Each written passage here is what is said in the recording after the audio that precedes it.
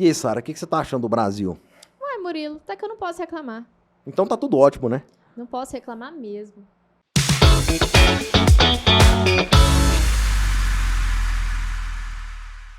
Olá, pessoal. Sejam muito bem-vindos para mais um episódio do nosso programa, do nosso querido programa, O Novo Normal.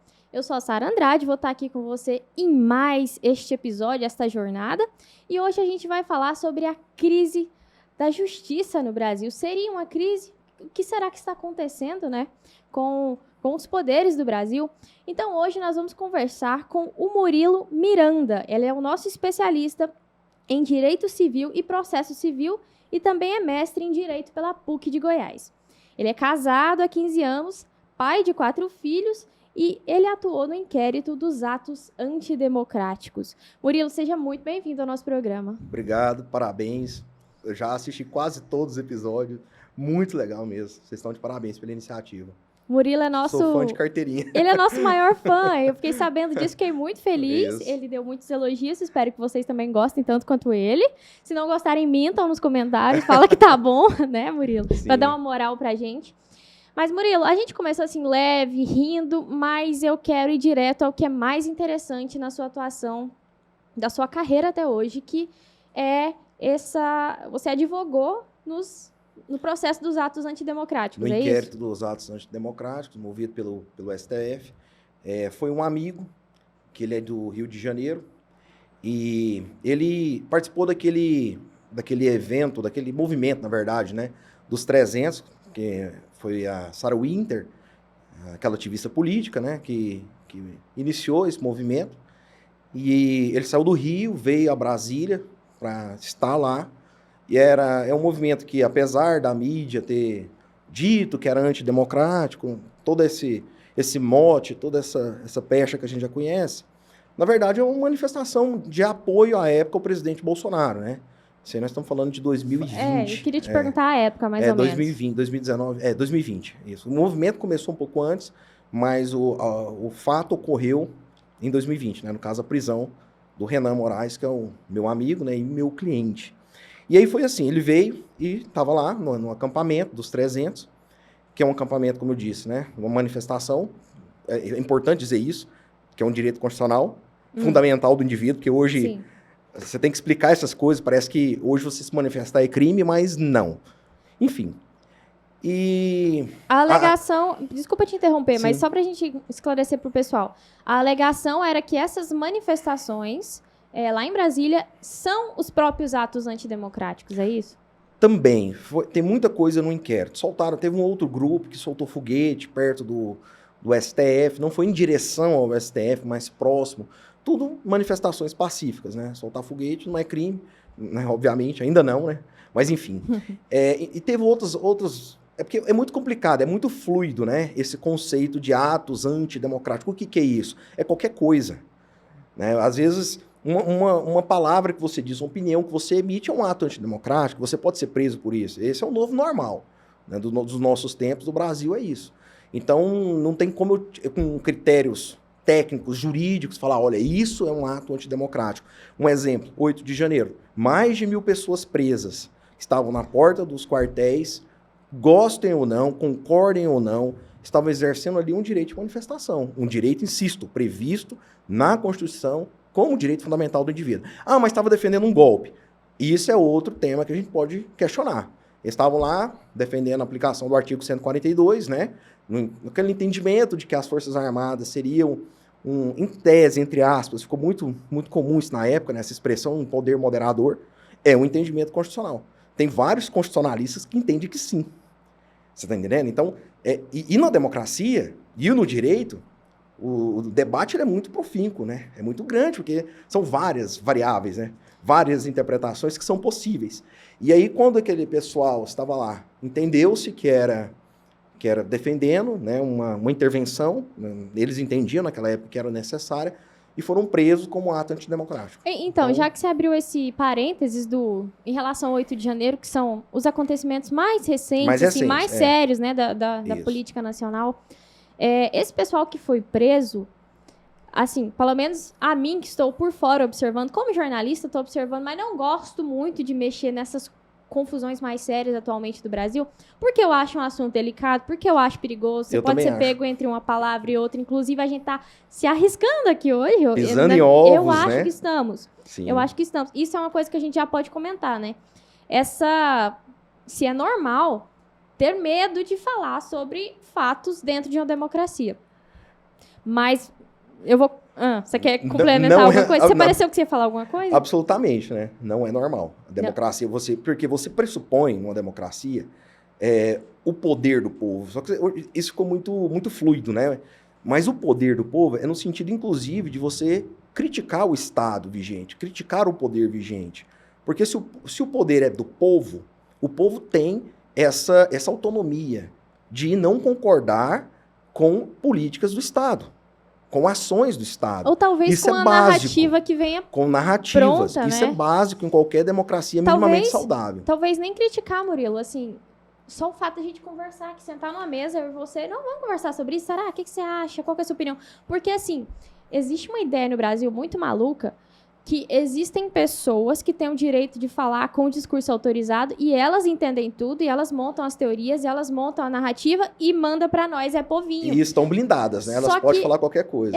Nem chegando nesse ponto, mas é verdade também. Só que, assim, me parece que falta no brasileiro, em mim, em você, nas pessoas comuns, essa coisa de confiar na própria inteligência. No sentido assim, eu estou vendo o que está acontecendo. Eu tenho noção da realidade, eu tenho intuições, eu sei como é que funciona mais ou menos o coração humano, o jogo das intenções, né?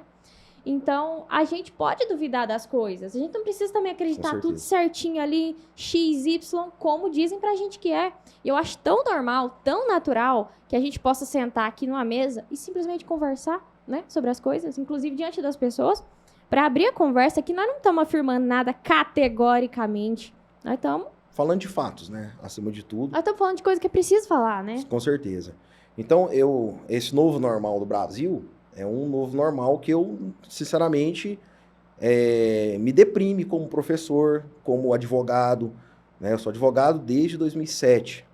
Eu entrei na faculdade de Direito em 2002. Eu sou professor há 13 anos. Então, hoje eu entro em sala de aula e eu sou processualista. Então, como que eu falo para meus alunos... Processualista faz o quê? É dar aula de processo civil, né? No meu caso, processo civil. E como que eu falo para os meus alunos, por exemplo, um conceito, né, que é basilar no processo, que é o devido processo legal?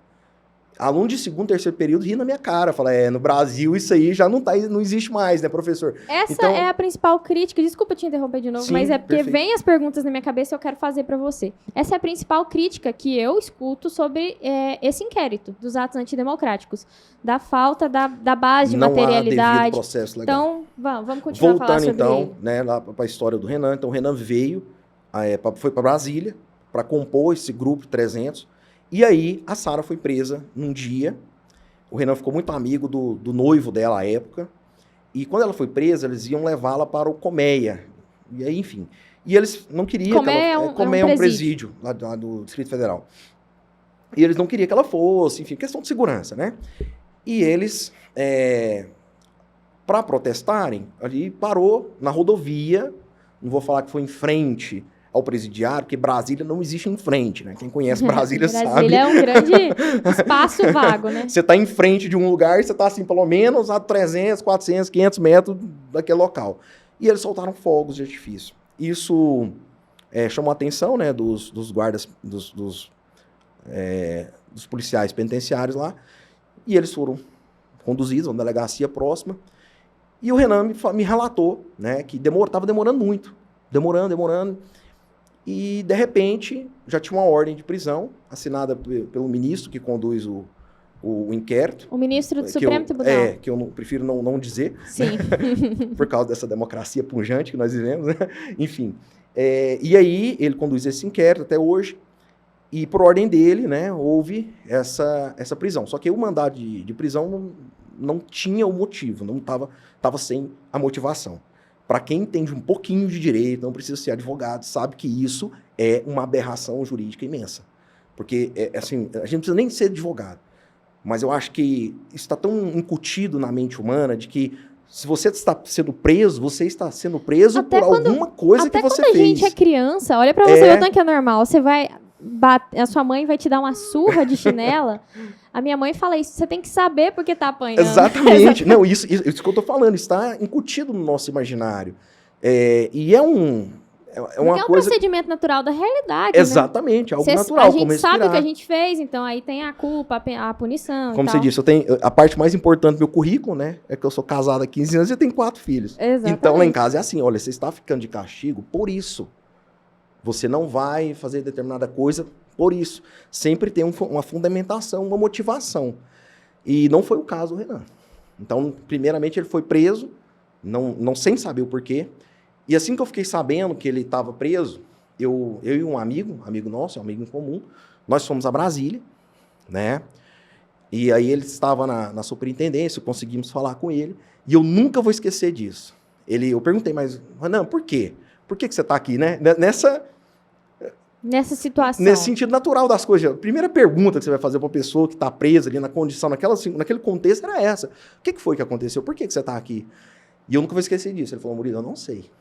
Eu não sei porque meu mandado de prisão estava em branco. Não falava. Só mandava me prender. Então, peraí, recapitulando. Você está me dizendo...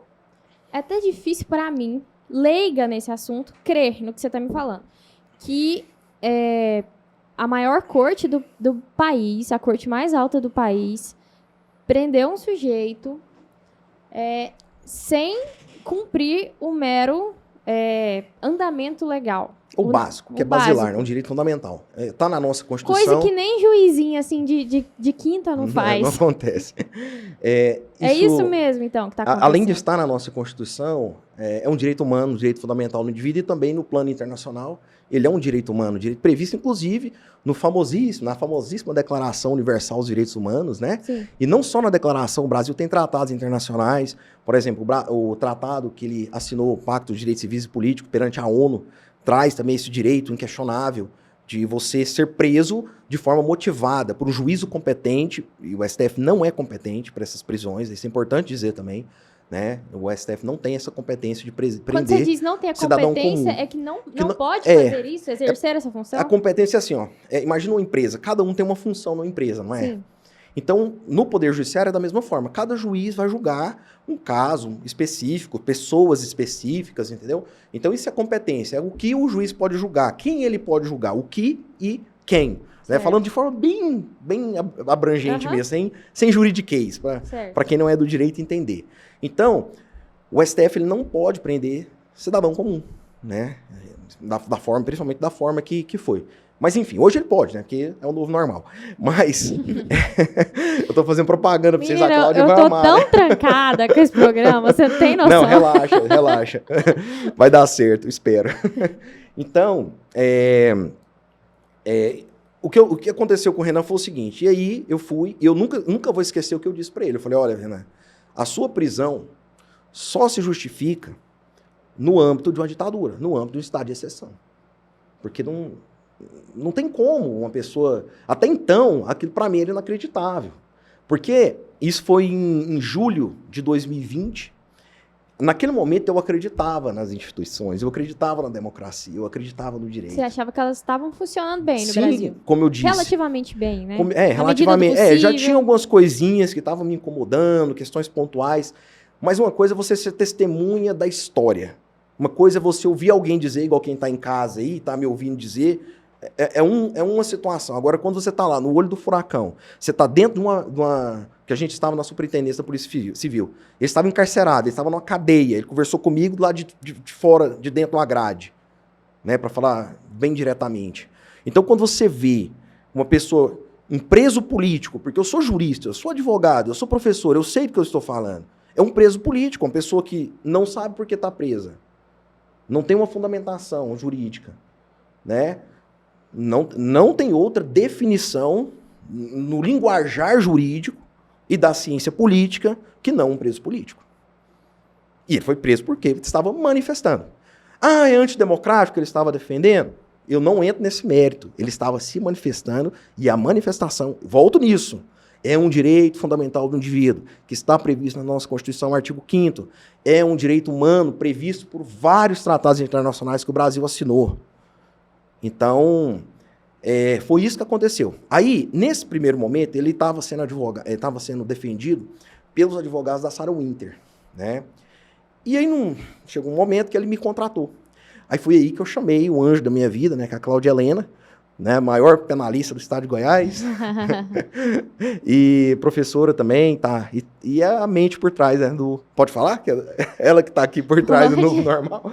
Enfim, então, eu a convidei porque eu não tenho muita experiência em direito penal, né, eu não sou penalista, e eu expliquei a situação para ela, e a gente foi um trabalho voluntário que nós fizemos, né, e eu falei, olha, tá precisando, isso que está acontecendo, e ela, vamos ajudar, né, coração muito bom. E aí nós começamos a acompanhar o processo, fomos ao STF, e no STF a gente teve acesso apenas a pequena parte do inquérito, pequena mesmo, deve estar que correspondem a essas folhas 300, aqui na mesa. 300 páginas apenas, é um inquérito sigiloso, então vai ficar assim, sigiloso. 300 páginas com o quê, Murilo? Eu não posso falar diretamente o que tinha, Sim. que é sigiloso, mas eu posso dizer que não havia nenhuma acusação formal do Renan. Em 300 páginas? Não, nem o nome dele era citado. Meu Deus, quando eu estudava, eu enchia linguiça, mas... Nossa, desculpa aí, Supremo. Mas é isso. Mas 300 E aí foi desesperador, eu lembro de eu conversando com a Cláudia, né? Foi assim, e ela falando pra mim, eu falei, Murilo, eu sou penalista, professora, advogada há muitos anos e eu não sei nem o que falar, eu não sei nem o que manifestar nesse processo. Como vocês fazem a defesa a partir de um negócio que não... Não, aí fica uma coisa genérica. Aí a defesa seria exatamente elencando esses princípios, esses tratados internacionais, o direito fundamental do indivíduo, que a prisão seria ilegal. E o Renan ele ficou uma semana encarcerado e depois ele ficou com a tornozeleira eletrônica, ele ficou preso, prisão domiciliar. Mais 1 ano. Ao todo deu 1 ano. 1 ano de prisão, né? Ao todo. Seja prisão, encarceramento com a prisão domiciliar. E 1 ano sem saber, vamos lá, recapitulando. Nós estamos falando de uma pessoa que ficou presa 1 ano sem saber o motivo. Sem saber, sem nenhuma acusação formal, nenhum momento do inquérito foi dito, olha, Renan, a sua participação em determinado... Primeiro, o crime foi esse... E sua participação nesse crime foi essa. Isso me confunde tanto, Murilo, porque assim, se eles têm convicção, se o Supremo Tribunal Federal tem uma explicação justa para dizer, olha, isso é antidemocrático, era só mostrar, né?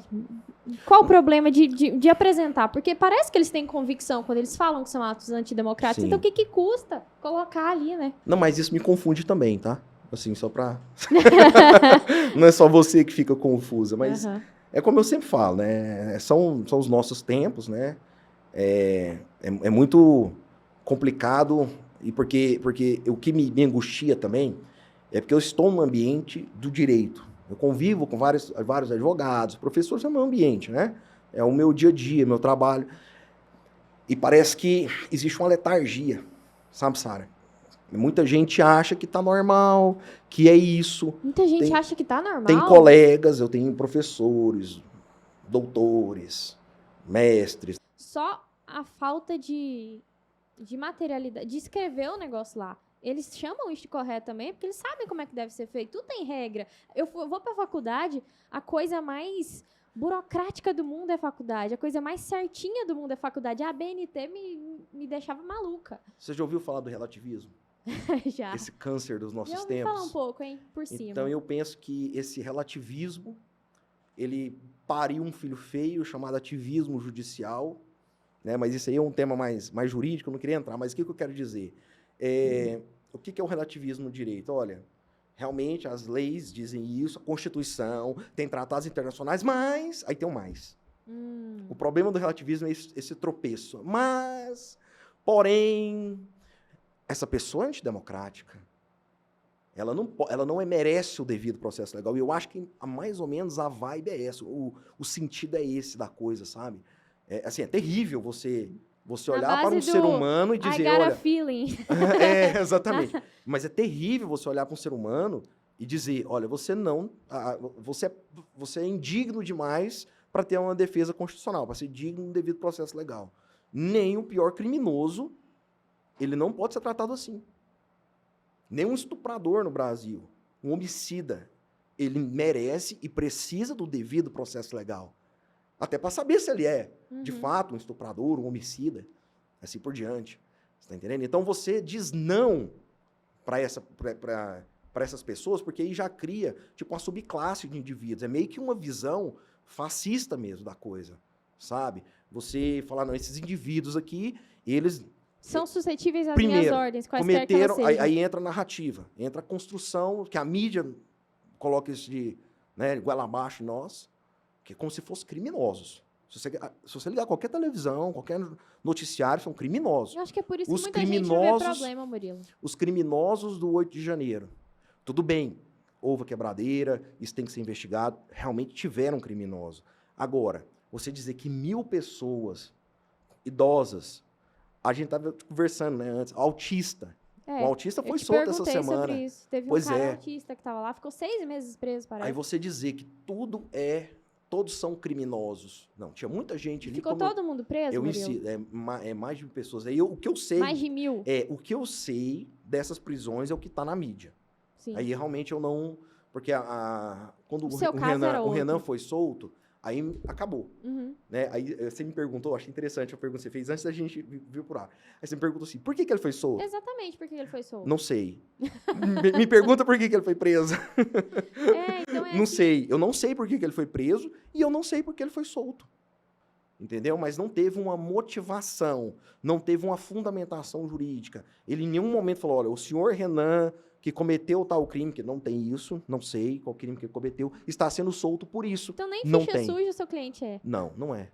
Porque não tem nada na ficha não dele. Não tem nada, né? Não consta da história, né? E eu sou testemunha ocular disso tudo. Eu falo sempre, né? Não que eu me orgulhe disso, muito pelo contrário, isso me dá pavor, isso me dá desespero de estar vendo essa ditadura acontecendo, porque eu não consigo encontrar outra palavra.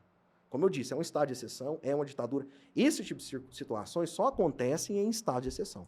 Você negar direitos fundamentais a indivíduos, direitos fundamentais previstos na Constituição, vou rezar essa missa de novo, previsto na Constituição, previsto em tratados internacionais que o Brasil é parte, signatário. E o Tratado Internacional de Direitos Humanos no Brasil, ele está abaixo da Constituição, é um negócio muito sério. Ele está acima de toda e qualquer lei. Se tiver uma lei falando que o indivíduo não pode manifestar. Opa, peraí, a Constituição está acima dessa lei e logo abaixo tem vários tratados internacionais. Né? O Pacto de São José da Costa Rica, feito no âmbito da OEA. O Pacto de Direitos Civis e Políticos, feito no âmbito da ONU. Só para citar os dois mais famosinhos, né? Uhum. Assim, então, existe um arcabouço jurídico, Sara, imenso, que diz e que grita para o brasileiro. Brasileiro, você é um indivíduo livre, que você pode emitir opinião política, você pode protestar, você pode emitir opiniões. Aí foi aquilo que a gente falou, e opinião no sentido amplo, lato sensu. Né? Se manifestar de forma artística, política, filosófica. O ser humano precisa se manifestar. O que nós estamos fazendo aqui? Estamos manifestando. Exatamente. Né? E quando você tolhe isso do indivíduo, você mata o indivíduo. Não fisicamente, mas a essência. Você desumaniza, o ânimos, né, do indivíduo, você está tirando aquele ânimos dele, a alma dele. Você desumaniza, exatamente. Porque a gente fala muito em dignidade da pessoa humana, eu acho que essa galerinha esqueceu o que é isso, né? A gente fala muito da dignidade da pessoa humana. Eu sempre falo isso em sala de aula, né? Porque o que é essa tal da dignidade da pessoa humana? Que serve para tudo, né? É a base o feijão do com arroz, é a base do direito, né? É o feijão com arroz. Eu sempre eu gosto dessa analogia. Eu falo assim, será que é só o direito à vida? Porque se for só o direito à vida, você amarra uma pessoa no pé dessa mesa aqui, dá água e comida para ela. Você está garantindo o direito à vida. Mas que tipo de vida? É uma vida indigna, uma vida de sofrimento, uma vida de privação. Não é uma vida digna. Então, quando você está num país, que o país te impede de manifestar, diz que o seu pensamento político ele é criminoso, é antidemocrático, e você vai ser preso por isso, esse Estado está te matando. Ele está tirando a sua dignidade. É o que você falou, você está criando uma subclasse. Porque a gente vê manifestações de todos os sentidos no Brasil, e eu acho que tem que ter mesmo. LGBT, manifestação a favor da maconha. A gente vê isso aí direto. De todos os lados políticos. De todos os lados políticos, de todas as bandeiras. Agora, não, esse grupo não pode manifestar porque isso aqui é antidemocrático. Enfim, então, é muito perigoso. Primeiro que a gente nem sabe o que é antidemocrático. Eu ia te perguntar isso agora. Quem define, qual é a definição correta que vocês têm por aí no direito, nos especialistas do que é, o que é democrático ou não? Ótima pergunta. A definição sobre o que é um ato antidemocrático, não sei. Porque é qualquer coisa, Sara.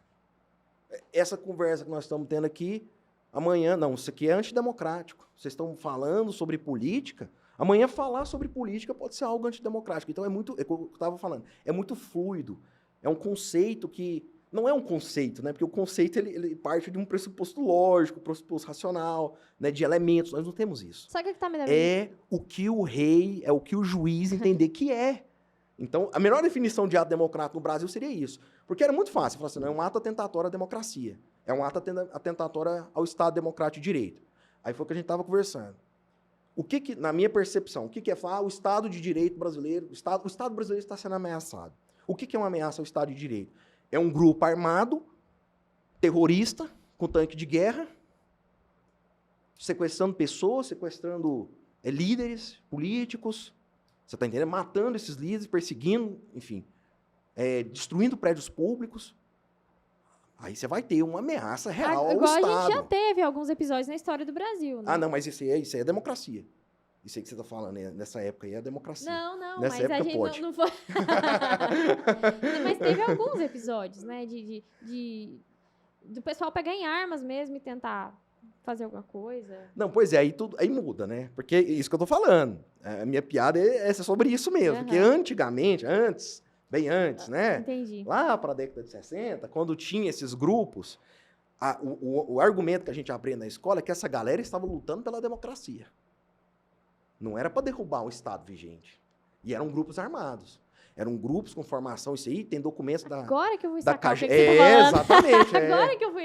Tem documentos da KGB que comprovam que existe uma organização pensada, né, para que fosse tomado o poder no Sabe Brasil. o que eu descobri? O tradutor pessoal do Jânio Quadros era um agente da KGB. Escutando o presidente ali, ó, 24 horas por dia. Tá vendo? Pensa? Então Diretinho nessa da União época aí, Soviética. qual que é o peixe que nos é vendido? Aí isso aí é democracia. Eles lutaram pela democracia brasileira. Você tá entendendo? E aí, de fato, eram grupos armados que queriam derrubar o Estado. Só que agora não tem isso, tem velhinhas, tem autistas, tem trabalhadores, crianças. Crianças foram detidas no dia 8 de janeiro. Foram. Eu não sabia disso. Foram enviados lá para aquele... É tipo um estádio lá, uma quadra, né? As crianças iam tomar o Brasil e transformá-lo no show da Xuxa, né? Esse era o grande risco. Pois é, exatamente. Então, assim, é enlouquecedor, sabe? Eu tento me afastar disso tudo, apesar de estar no olho do furacão. A justiça tinha que fazer a coisa direito. Se eles realmente acreditam, tem coisa aqui para averiguar, mas que é isso, gente? Eu vou prender uma pessoa de 90 anos de idade que tá lá de bengala. Isso no direito penal, isso é a individualização da pena. Existe um crime, vários agentes, vamos partir desse pressuposto, vários agentes cometeram esse crime. Eu não sou penalista, viu, gente? Se eu falar besteira aqui, me corrijam nos comentários. Mas há vários agentes, várias pessoas que cometeram determinado crime. Há um concurso, né? Enfim. Só que cada um fez algo para que esse crime acontecesse. Né? Então, alguém comprou uma arma. Alguém deixou, por exemplo, a porta aberta, deixou destrancado lá o cadeado da empresa para que as pessoas entrassem, invadissem e fizessem aquele assalto, você está entendendo? Então, assim, cada indivíduo tem uma participação e isso é investigado pelo devido processo legal. Parece que a palavra democracia, ela se tornou um coringa. Coringa. Né? E é tão interessante isso, porque... Olha só, você tocou num ponto muito, muito, muito profundo dessa discussão. O argumento que se tem é o seguinte, olha, nós estamos fazendo isso para defender a democracia. Ou seja, você ferra com a democracia para defender a democracia. Em nome dela, que graça. Em nome dela. Assim, é uma coisa tão louca, por isso que eu falo, é desesperador. Mas é evidente pra uma também. pessoa minimamente inteligente, ela olha para isso tudo e fala, cara, é um estado de loucura. O Brasil acabou. Não tem como você tirar um outro raciocínio que não seja esse. Você tá entendendo? Não tem jeito, porque se você tem 2 neurônios que estão funcionando, você raciocinando, fora dessa linha ideológica, porque se a pessoa pensa pela lente da ideologia, ela vai falar, nossa, tá batendo em bolsonarista, olha que massa, tem que ser todo mundo preso mesmo. Você vai ver advogados com PhD, aí volta o que eu tinha falado. Professores, não, isso aí tá certinho. Você fala, mas peraí, o devido processo legal. Não, mas são criminosos, são bolsonaristas. Ah, então eu posso tratar o traficante assim? Eu posso tratar o homicida? Não. Entendi. A pessoa buga. Dois Eu já pesos e tive duas essa medidas. experiência. A pessoa buga. Ela fica... Você cala. E como ela não percebe a incongruência Mas eu dela? acho que percebe, mas passa pano. É porque entra a questão da ideologia. Ela A ideologia, deixa a sabe? mente... Você sabe, se é uma pessoa inteligente, você sabe isso. A ideologia ferra com a mente humana. Você sabe disso. É porque me parece que ela é uma lente suja que coloca na sua frente, ela turva a sua visão da realidade. Exatamente. Porque Então, não se trata que eu quero que ninguém veja a minha ideologia. Eu desejo que as pessoas vejam as coisas como elas são, como a realidade é. a verdade, Exatamente. exatamente. Então, é muito interessante isso, porque você usa atributos antidemocráticos, você inobserva. Quando a gente fala em devido processo legal, é muito interessante falar sobre isso. O que é o devido processo legal? São elementos mínimos que um processo tem que observar para garantir o direito daquela pessoa que está sendo processada. Um juiz competente, né? O direito de defesa. E é uma defesa efetiva, não é uma defesa fake. Não basta você manifestar no processo e o juiz que está do outro lado lá não está dando nem bola para sua defesa. A sua defesa tem que ter um impacto. Você está entendendo? Existem várias regras no processo, não vou especificar aqui para evitar entrar no juridiquês, mas existem várias regras que têm que ser observadas para que a gente tenha um devido processo legal. E esse direito, você sabe pela primeira vez na história, onde aconteceu esse direito? Não. 1215. Idade Média, sabe a Idade das Trevas? Sim. Aquele período terrível, horrível, pois é. Em 1215, isso aconteceu na Inglaterra, rei João Sem Terra. Depois é uma história até interessante depois. Conheço mais ou menos, mas fala. É a chamada Carta Magna. O rei, muito ruim, por isso que ele ficou João Sem Terra, porque ele era péssimo estrategista militar. E os reis naquela época, eles estavam num fronte de batalha, não eram esses reis fake, né?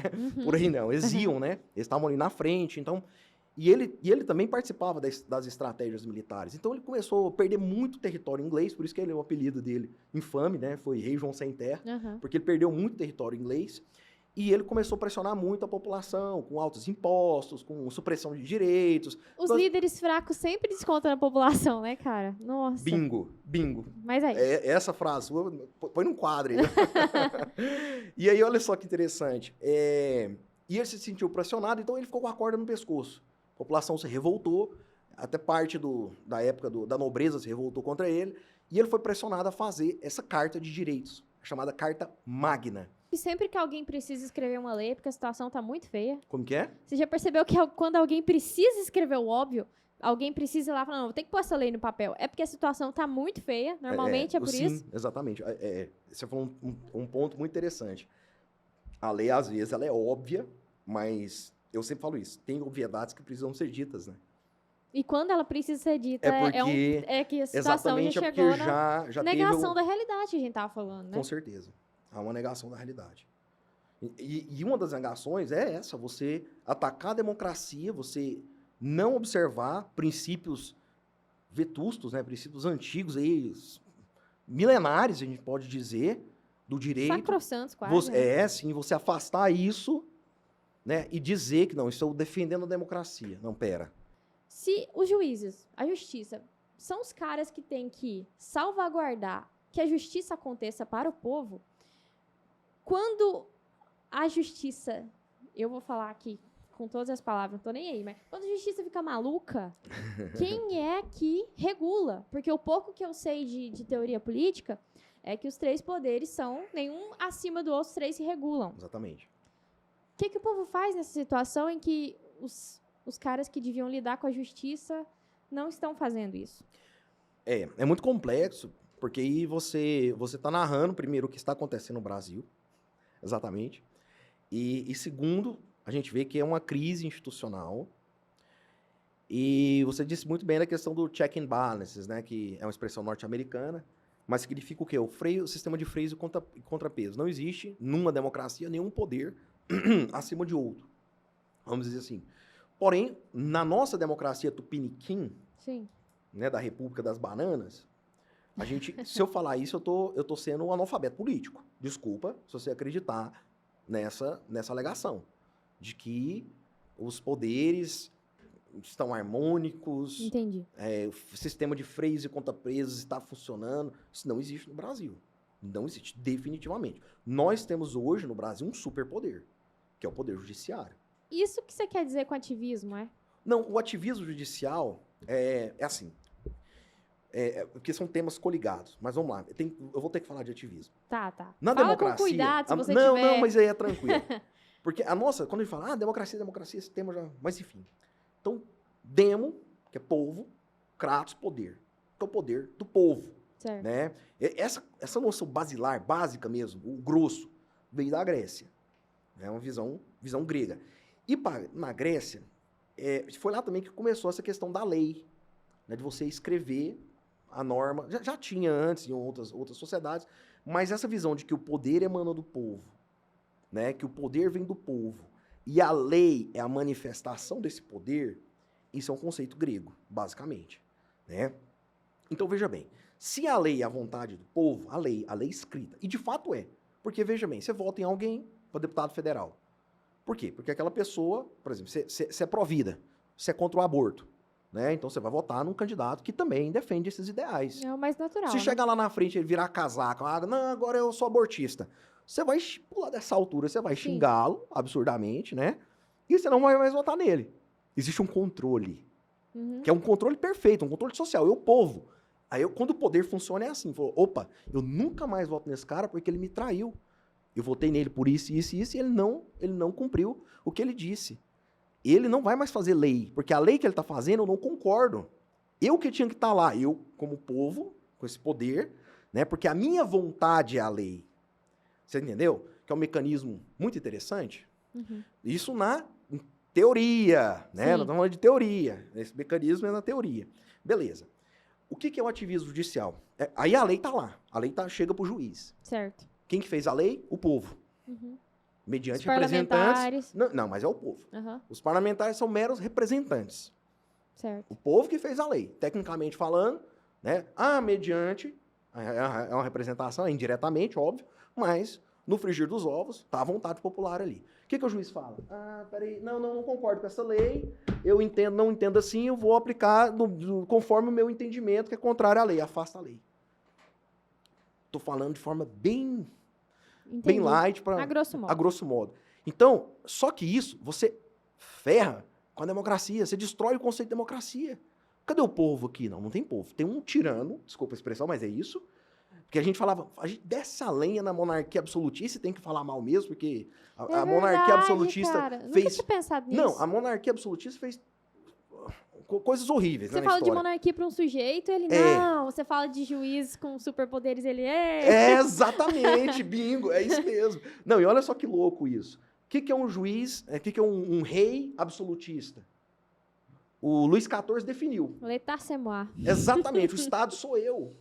E ele deu uma aula de história e de ciência política, quando ele falou que o Estado sou eu. Por quê? Nele estava o poder legislativo. Por mais que tivesse um parlamento francês, não gostei dessa lei, é para fazer assim.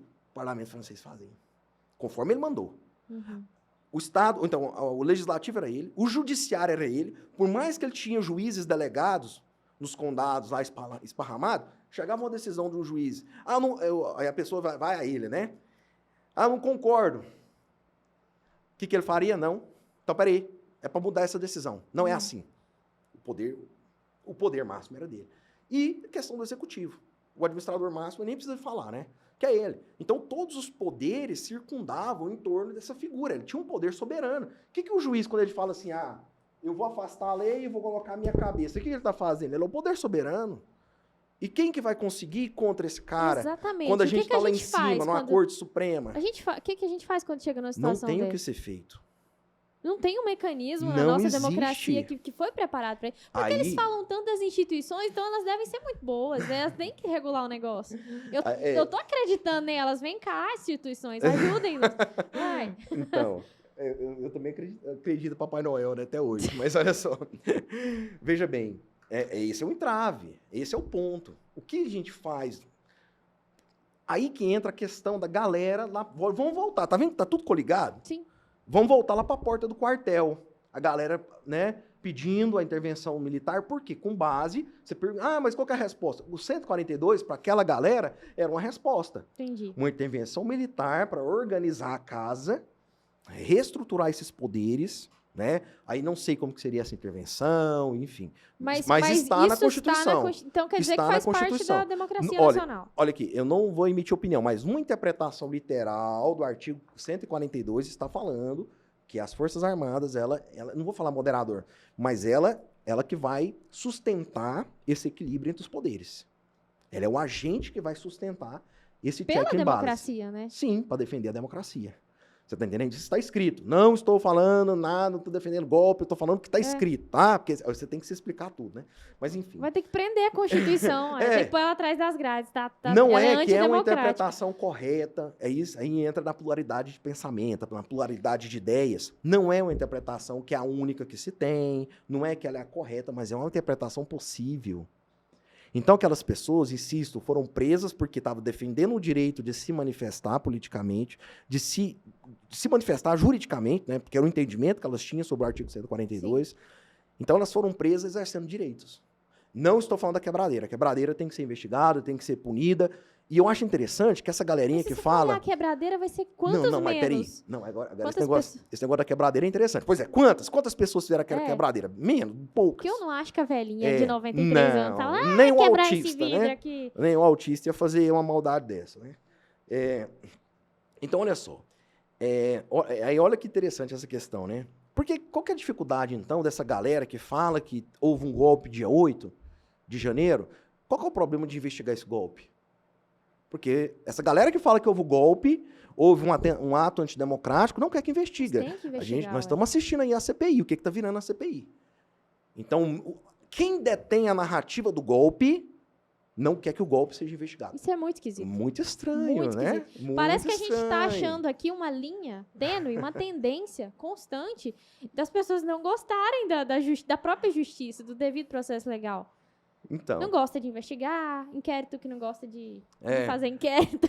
Não, e assim, eu, por exemplo, se eu sou vítima de um crime, eu acho que qualquer pessoa, um raciocínio mediano, se você é vítima de um crime, você quer que ele seja investigado. Não é? Alguém entra na sua casa, né? Você não quer que... Você tem uma solução? Alguém quebra a sua casa. Você não quer que seja investigado? Eu sou o primeiro a estar lá. Não, quero que investigue. Você quer a câmera? Minhas câmeras de lá de casa? Tá tudo aqui, polícia. O que mais? Quer vizinha, testemunha? Tá aqui, Essa é outra história muito esquisita, né? Tá muito estranho. Porque tem mais detalhes que já apareceram na mídia, escândalos do próprio governo, que eu não sei nem se a gente pode repetir aqui, mas tinha cara do governo lá e tal. Lá dentro. Lá tudo dentro. muito esquisito, o fotógrafo cara. lá dentro. E o fato da gente ter medo de conversar sobre isso é o que mais me espanta. Sim. A gente tem medo de falar sobre o óbvio. Olha, pinta minha cara de palhaço aqui. Por que me deprime tanto esse estado de coisas? Eu sou cristão, pelo menos eu tento ser, né? Na maioria do tempo eu não consigo. Mas todo cristão só tenta ser, meu filho. Todo cristão Na maioria do tempo eu não consigo, mas às vezes eu dou conta. Mas o que me angustia, Sara, é o seguinte. Quem que me deu a liberdade? Não foi um burocrata atrás de um balcão escrevendo uma lei. Não foi uma folha de papel, para citar um pensador inglês, que me deu a liberdade. Não foi a Constituição que me deu a liberdade. A liberdade é um dom de Deus. E eu sempre falo isso. Esse Deus que eu tô aqui conversando com você, porque ele me permite. Mas isso não é pregação, isso é do direito. Não, né? Isso aí é o direito natural, direito natural, divino, isso mesmo. Jesus fala, né? Sem mim nada podeis fazer, inclusive essa conversa. Sem ele eu não consigo nem conversar. É nada. Então, né? Beleza. Esse cara que me constituiu, que me criou, né? Que me fez um ser vivo, um humano, uma imagem e semelhança dele. Ele me deu liberdade, ele me dá liberdade. Me deu liberdade, inclusive, de falar, não quero saber de Deus mais. É verdade. É o livre-arbítrio. Então, a liberdade, ele é um conceito divino. Ela é um conceito do direito natural, foi o que você falou. Então, todo indivíduo, independente de onde ele nasce, ele pode nascer na Coreia do Norte, ele é livre. Mas o sistema... Aí já é problema do sistema. Ele nasceu num lugar terrível, mas ele, como indivíduo, ele é livre.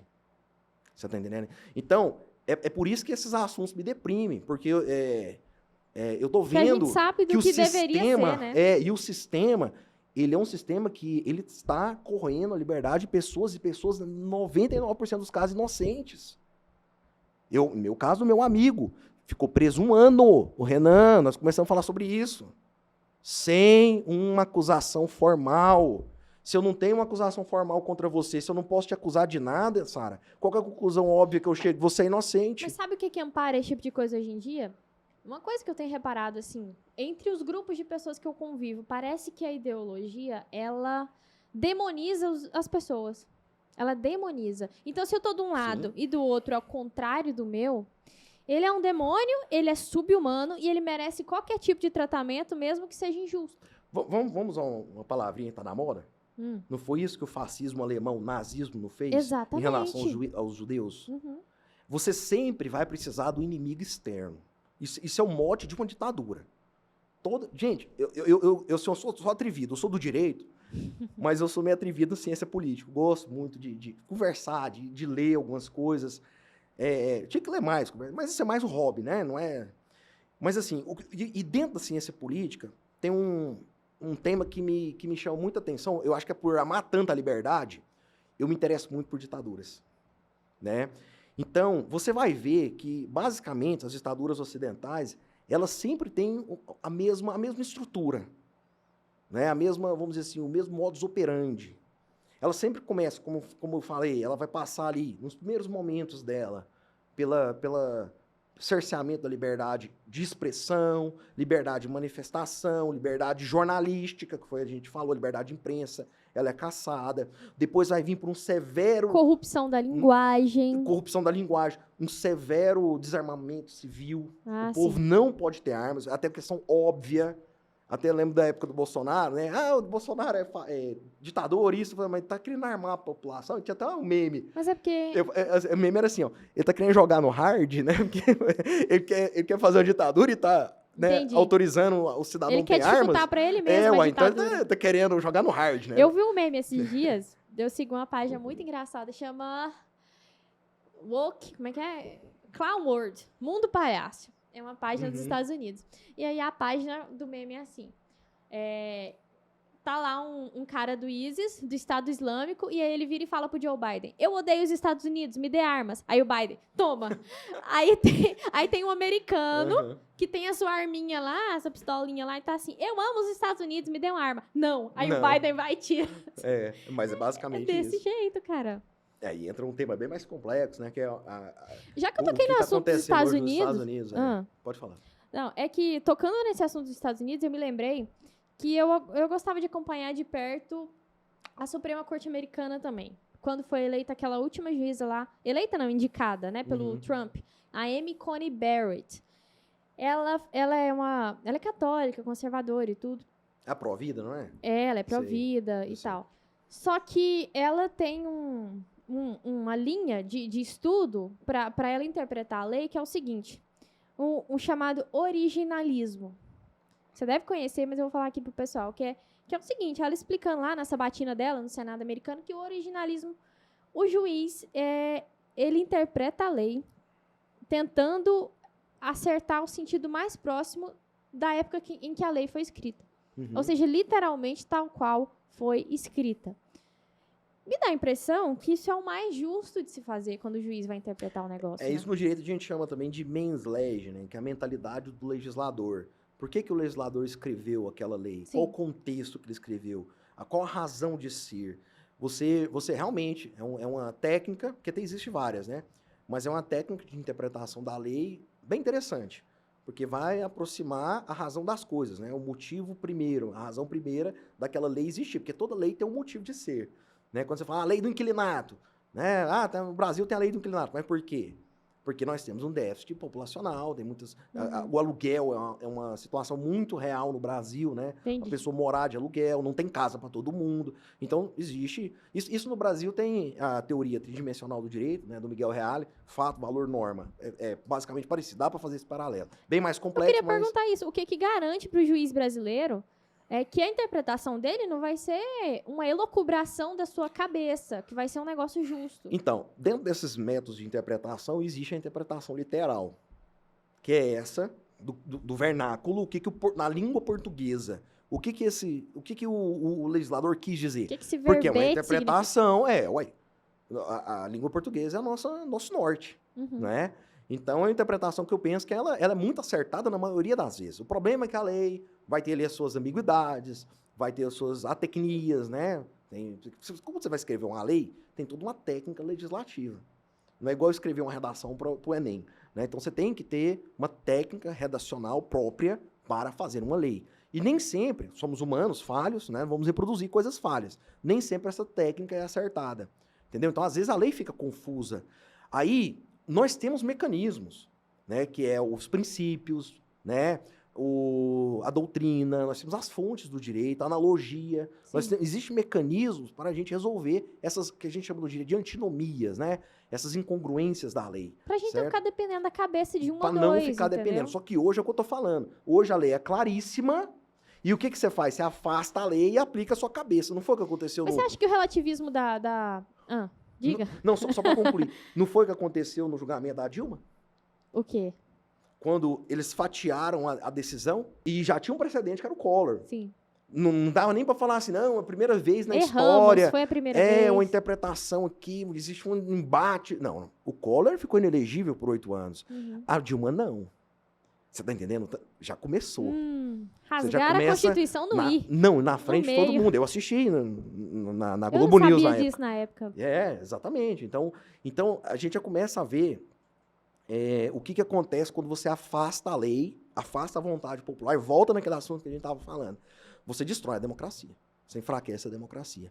Porque, se você for pensar bem, a gente fala muito de Estado democrático de direito, virou moda, né? O que é um Estado de direito? Um Estado democrático de direito. Volta ao que eu estava falando. Nós tínhamos o Estado absolutista, que é aquele Estado em que o rei é o soberano, ele é o tirano, e aí é o jeito que ele fala e acabou. A gente viu que historicamente não funciona. Gente, eu sou fã de monarquias, tá? Não estou falando mal de monarquia, não. As monarquias hoje são as monarquias constitucionalistas, né? Que tem uma constituição por trás delas, elas funcionam. A monarquia do Vaticano? É só país ruim, sabe? É Dinamarca, sabe? Canadá, Japão. Mônaco. É só país ruim que é monarquia, né? A monarquia, ela depois dessa experiência absolutista, eu penso que ela amadureceu muito. Né? Então, hoje, a maioria das monarquias que nós temos no mundo são monarquias constitucionalistas. Temos a nossa a monarquia de Dom Pedro II era constitucionalista, né? Então, nós temos, primeiro e ficou para o segundo também. Então, nós tínhamos uma estabilidade. O rei não podia fazer o que ele quisesse. Eu já vi um professor de história me falar que o Brasil desandou depois do golpe da República. Eu acredito nisso. Eu falo, minha filha tem 13 anos. Aí chega todo dia 15 de novembro, eu falo, hoje é dia de bandeira a meio mastro. Luto. Dia de jejum, penitência, luto. E foi um golpe militar, né? Foi um golpe militar. É claro que, como sociedade, tinha os problemas, toda sociedade tem os seus problemas, existe sociedade perfeita. Eu sempre falo isso, sociedade perfeita é só no céu. Aqui, esquece. A gente vai reproduzir mas sempre. Mas não precisa ser tão esculhambado. Não, mas isso que eu ia falar. Não existe sociedade perfeita, mas é inequívoco que existem sociedades melhores, né? Sociedades melhores do que outras, né? Países melhores do que outros, assim por diante. Então, o Brasil ele desandou muito depois do golpe da República. Porque foi golpe, aquilo ali foi golpe. E aí, olha só que interessante.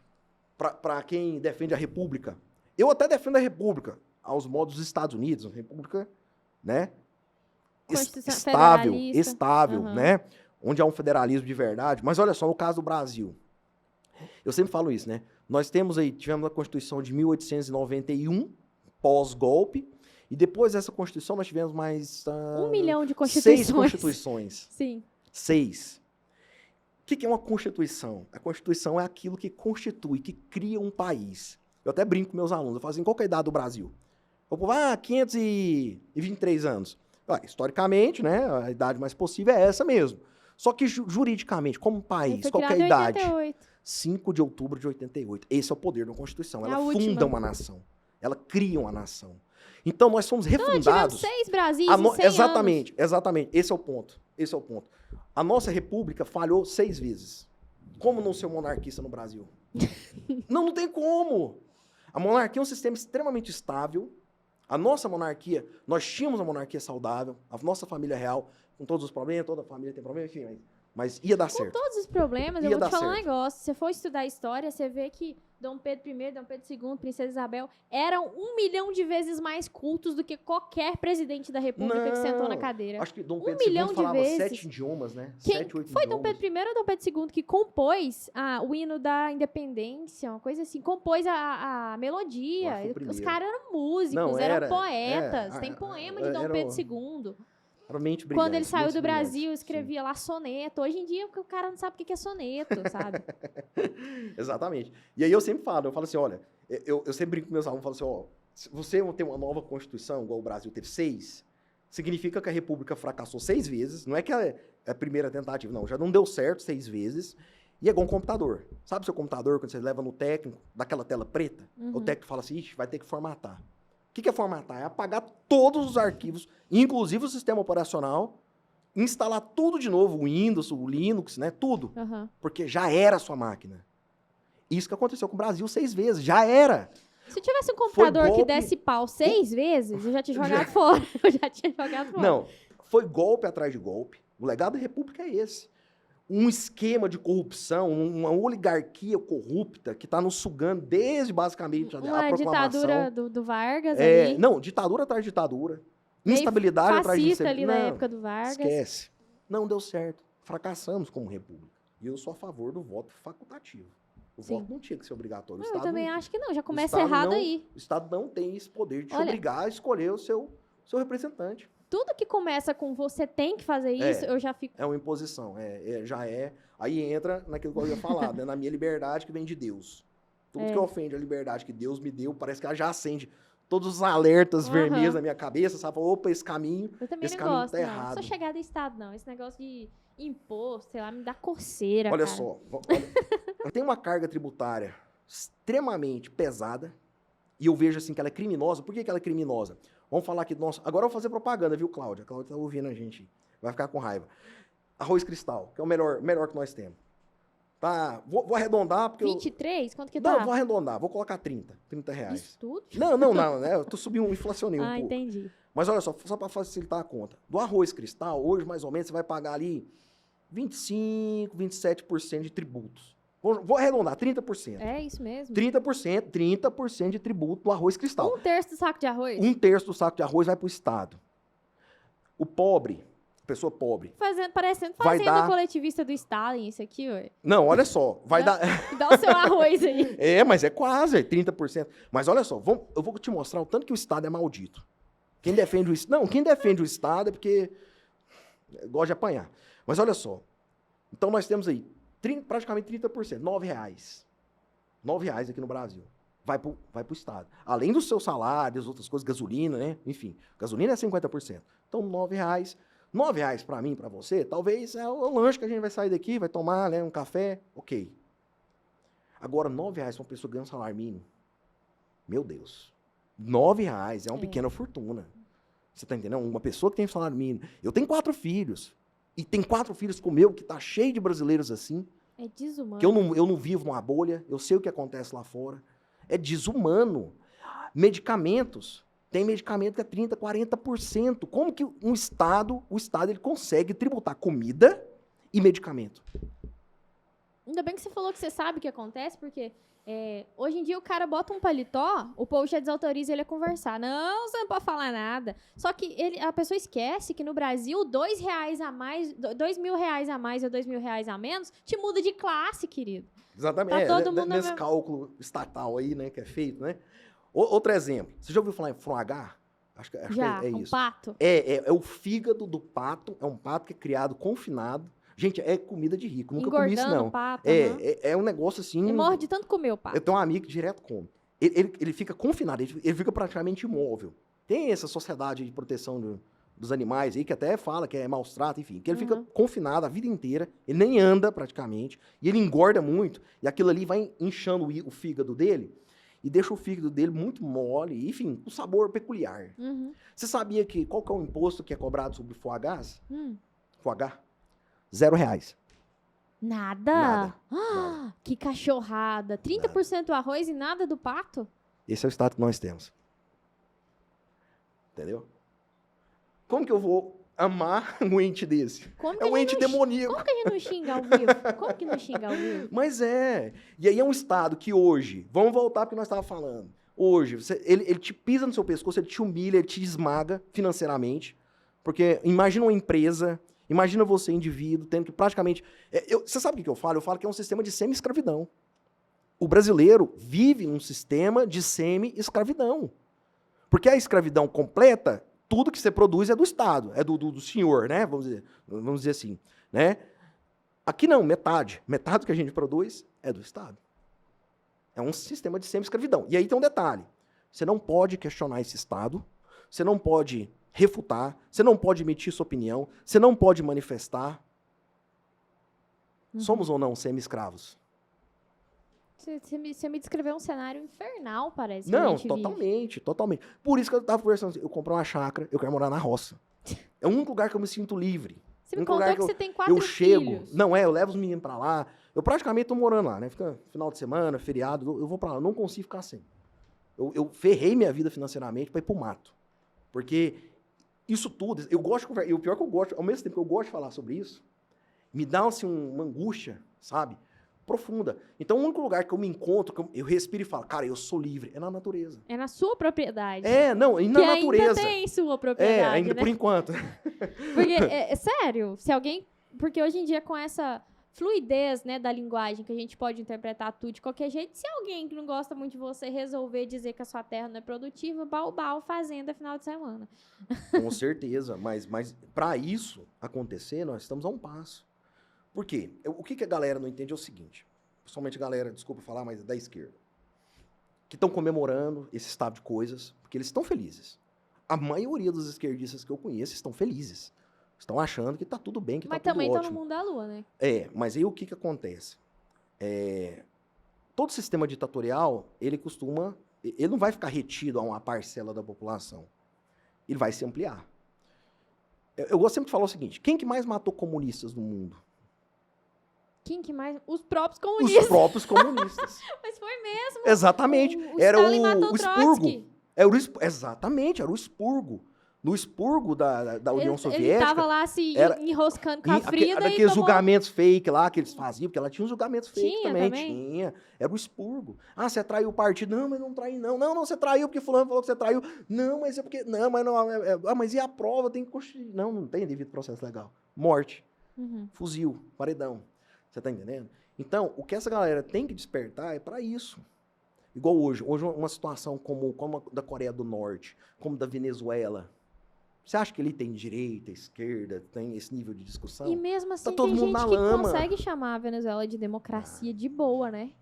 Tipo, democracia. Por isso que eu falo que democracia é uma palavra que virou simplesmente um esqueleto sem sumo dentro, sem significado. Então você preenche com o que você quiser. Mas aí é o que você falou, existe a crise da realidade, né? As pessoas, elas estão com a crise de inteligência que impedem que elas tenham uma interpretação correta da realidade.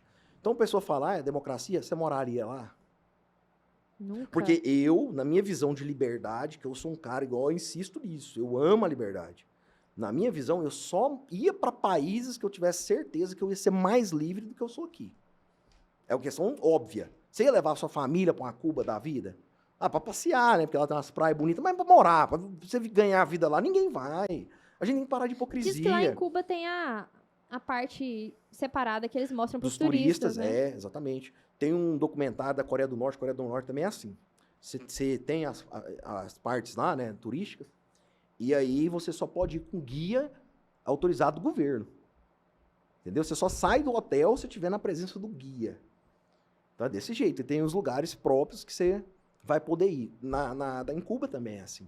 Você não vai conhecer o lado B, né? Vamos dizer assim. E como é que tem coragem de chamar esse pessoal que causa esse tipo de coisa na vida das pessoas, né? Que tem a mesma mentalidade de democrata, meu Deus. É louco. Sara, eu vou falar uma coisa pra você. Isso aí eu discutia muito com essa galera, sabe? Mas, é até engraçado falar isso. Tinha minha esposa ficar pegando meu pé. Não, você tá perdendo seu tempo. Isso é muitos anos atrás, época de Facebook e tal. Nossa, o Facebook era pauleira, né? E aí, saía faísca não, no ali Facebook. era o esgoto da internet. Né? Hoje é o Twitter, dizem. Hoje é o Twitter. Nem Twitter eu tenho. Aí, o que eu observava, assim?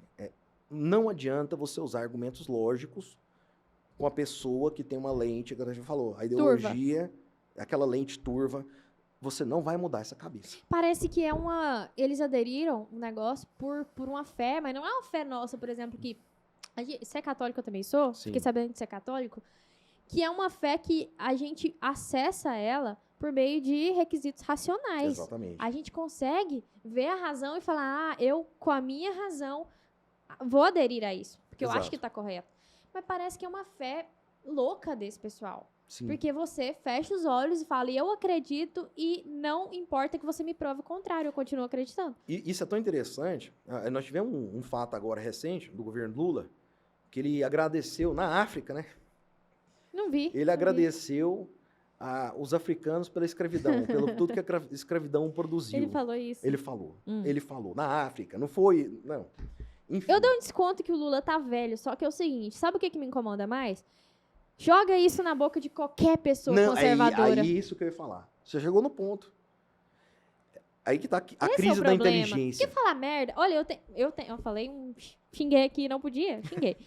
Mas assim, eu tenho uma grande paciência, enorme paciência com gente que fala bobeira. Porque eu acho muito natural do ser humano. Acho muito natural. Você sai, você falou. Falou um negócio, besteira, ofendeu, faz uma piada nossa, ruim, né? Nossa, por que eu fui falar isso? Você até arrepende de vez em quando. Uhum. O problema é que tem algumas pessoas que você tolera e tem outras que simplesmente não, por nenhuma razão. Por quê? Tem disso, né? A gente já tinha falado isso anteriormente. Então você vai criando grupos. E tem grupos que são autorizados. Eles podem falar qualquer coisa, que não vai ter imprensa, que não vai ter ninguém para questionar. Você coloca essa mesma frase na boca do Bolsonaro, o mundo tinha caído. Eu não tô defendendo o Bolsonaro, eu só tô fazendo um paralelo. São presidentes, né? Ex-presidente e presidente. Minha na sua, não precisa ser no Bolsonaro, eu não. tô fazendo analogia. Qualquer pessoa que critica mais a esquerda, assim. Sim. Sabe? Então tem pessoas que podem falar. É igual a questão do feminismo. O que eu já observei no movimento feminista? É um grupo que defende as mulheres de esquerda, tá?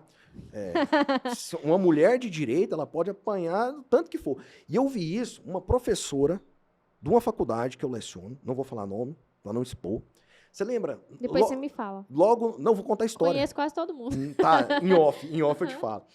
Você lembra daquela mulher, logo no comecinho do nosso novo normal, lá da pandemia, que lá em Araguaquara, uma mulher sozinha na praça, ela tá, acho que você vai lembrar disso, ela sentada, sozinha. Chegou o pessoal da Guarda Municipal de Araguaquara. Você não pode ficar aquela época do fecha tudo, lockdown, você não pode. E ela começou falando, não, eu posso, eu vou ficar. Minha liberdade. Aí que eu acho, é o discurso mais lindo, né? Ela, não, eu não vou sair daqui porque eu sou livre, eu não tô fazendo nada de errado, eu tenho direito de locomoção, eu tenho E ela fundamentou. O que os caras fizeram? Bateram nela. Os policiais pegaram ela praticamente pelos cabelos e colocaram no camburão. Eles quebraram 2 costelas dessa mulher. Aí uma feminista, professora numa das instituições que eu leciono, que são muitas, né? Então vamos falar assim, ninguém vai saber quem é. Comemorou. Achou ótimo. Bolsonarista merece apanhar. Coitada da mulher, foi um comentário. E ela nem falou que votava no Bolsonaro. Mas ela usou o discurso da liberdade. Só não é porque discurso. Ela pediu liberdade. Ela não é, a liberdade não é um discurso, ela é um fato concreto, é um fato da natureza. A gente no lado político só por causa que Exatamente. Então ela comemorou uma mulher ter sido espancada, ter 2 costelas quebradas por 2 machos escroto. Você tá entendendo? Pensa se essa mulher fosse uma ativista do MST. Eu tô aqui na praça, vou ocupar o negócio. O mundo tinha caído. E aí a polícia maldosa, grotesca, foi lá e tirou. Nossa, às vezes a gente fala sobre isso a título de brincadeira, assim, mas isso é muito sério. Daqui uns dias assim, não, isso aqui a gente pode matar. E para ter um diálogo, para ter conversa, é preciso que as pessoas estejam no mesmo nível, no mesmo estágio. Eu tô aqui, você tá aqui, então a gente conversa. Agora, se eu tô aqui e fulano tá aqui, ou se eu tô embaixo, fulano tá aqui, não tem. Você fica falando coisas aí por sua vez e eu aqui e nada encontrado. Tudo desencontrado. Na verdade, eu acho que assim, essa questão da divergência de inteligência, Não, mas não é divergência de inteligência.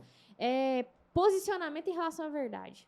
Sim. Não, se eu quero a verdade, você quer a verdade, eu então debate. Eu não tô nem aí pra saber o que é a realidade, você tá. Aí você tá tentando mostrar pra pessoa, mas ela não quer saber. Concordo. Aí que entra o que eu tava te falando. Eu desisti. Eu desisti. Aí eu mesmo falando comigo mesmo, né? Numa autorreflexão. Falei, cara, eu sou o cara que mais defende a liberdade que eu conheço. Então, para que essa besteira de eu tentar convencer o outro, né? Ficar debatendo ali, insistindo para que a pessoa mude, veja a realidade, veja a verdade. Eu tenho que dar o direito da pessoa ser idiota. Eu também acho. A gente tem Até porque a realidade Oh, ensina. A isso, pessoa vai bater a cara na isso. parede 1 milhão de vezes. Eu me curei. Deixa ela. Eu me curei desse mal de tentar convencer os outros. Porque eu tinha esse defeito, sabe? Porque, pra mim, na minha cabeça, eu falo assim, cara, não é possível que esse cara não tá vendo a realidade. Não é possível que esse cara não consegue interpretar o que está acontecendo. Objetivamente. Eu não entrava na minha cabeça. Não é possível que esse cara tá defendendo que a Cuba é o melhor país do mundo. Tem gente que dá vontade de pegar um microfone. Não, mas é na isso. cabeça da pessoa. Aí hoje Pra eu já ver se penso os miolo assim. volta pro lugar. Hoje eu sei penso lá. assim, é direito. É direito. Ele é livre. Entendeu? Murilo, a gente podia conversar aqui horas e horas e horas, porque o papo tá muito bom e tá começando a ficar melhor a cada vez. Pois Só é. que a gente já tem que ir, o nosso tempo tá esgotado. E eu te agradeço muito a sua participação aqui conosco, viu? E te convido já pra voltar sempre que quiser. Só chamar. E se você quiser falar alguma coisa que você ficou com vontade de falar pro pessoal e tal, esteja à vontade. Não, eu só quero agradecer a oportunidade, né? Agradecer a Cláudia, você também. E eu sou fã do programa, então imagina eu, né? Fã de vocês, ele tá aqui, enfim. E continuem, porque a gente precisa, tava até falando aqui antes, né? No estado de Goiás eu não conheço nenhum podcast desse nível, né? Eu acho que eu vou Nível nivelar. intelectual. Eu vou nivelar por baixo. Eu acho que eu fui mais basicão aí. Não, mas antes de começar eu falei, nossa, eu vou sentar na cadeira que o professor Jean-Marie sentou, né? Jean-Marie, Que gente. Nossa, ele Vocês não viram o episódio do Jean-Marie? Não, tem que assistir, Assistam. viu, gente? É o Nossa, ele terceiro é episódio. excepcional. Ele é excepcional. Fala sobre o cristianismo, né? O globalismo e o cristianismo. Esse é o tema do Um homem momento. de uma cultura sem par, né? Não, e é uma... Quando eu vejo assim que a academia respira ainda, é por causa de nomes como ele, né? Que da gente ainda tem uma esperança Respira na não faculdade. tem, mas não respira, tem, né? Não tem. Ajuda de aparelhos. Com a ajuda de aparelhos. Mas agradecer mesmo aí pelo convite. Obrigado você, Murilo. Então, obrigado vocês também que ficaram aí em casa nos assistindo, nos acompanhando em mais um episódio. Muito obrigada. Eu sou Sara Andrade e até o próximo episódio.